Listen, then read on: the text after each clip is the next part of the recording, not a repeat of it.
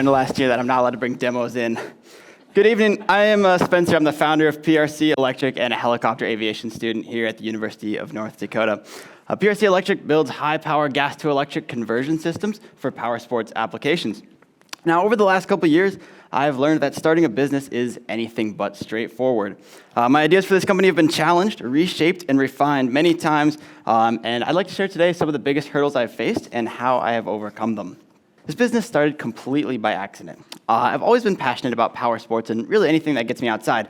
I worked in an RC hobby store for a while and a go-kart track where I learned a lot about electric things and what I could really do with them. This experience gave me a foundation and the confidence to start building my first electric conversions. So, the problem. Today, technology has reached a point where electric vehicles are pretty much the obvious choice for most power sports solutions. The drastically reduced maintenance, their quiet operation opens up many new places to ride, but actually getting into one isn't quite so simple. See, you have a couple options. One, you can pay too much for something that you may never fully use the full potential of. Or you can cheap out a little bit, like me, and get something that may break when it matters most. Of course, there's the other option. You can piece together something from reliable websites such as AliExpress, Alibaba, and other things when maybe you'll get your parts, maybe not. This path comes with lots of long nights full of research and frustration in the garage. So PRC offers a solution, a drop-in gas-to-electric conversion kit. Instead of starting from scratch, we retrofit existing chassis, which reduces waste, lowers the cost, and gives new life to machines that people already own. The result is a platform that delivers exceptional electric performance without the high price tag or building your own. If you've been following along or remember me from last year, you know that this wasn't always the idea for PRC. So after my first electric conversion, which you can see is that tiny little bike there, I had to build another, more powerful, faster, crazier.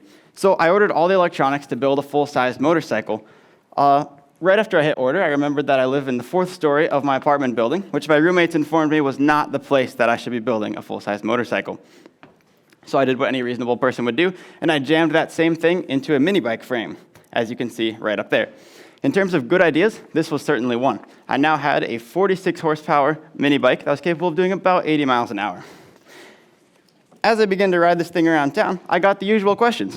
How fast does that go? How far does that go? Did you just beat that Camaro?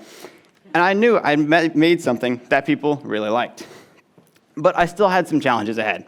1, I didn't know anything about business. And 2, these machines were not street legal. They're not road legal. They're not bike lane legal. And as I found out about this time last year, they're certainly not allowed in the union. So I went to the DMV. If I wanted to sell these things, I needed to make this work. So I went to the DMV to visit the efficient, friendly, and extraordinarily helpful ladies there to see what I could do.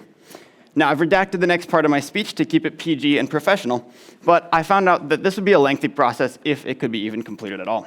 And quite honestly, this got me pretty down. I just about scrapped the whole business idea, and to add to the bummer, my next trip home, my dirt bike wouldn't start in time for a trip to the desert with my friends.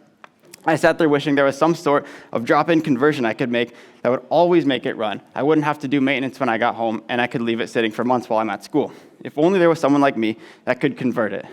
Wait, I'm a guy like me. I can do that. So I took my dirt bike, I jammed it in the back of my Subaru, I drove from California back up to North Dakota, and I got to work. And once people started seeing what I was doing with my bike, people wanted to do the same to theirs.